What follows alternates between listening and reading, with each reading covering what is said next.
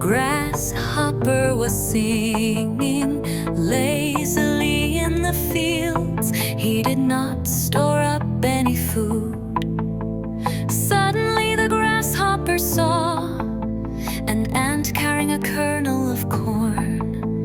The ant was afraid that there would be no food around after summer. The grasshopper laughed at him and left. Soon winter came. All the fields were covered in snow.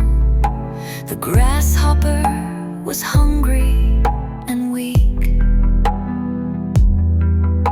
He went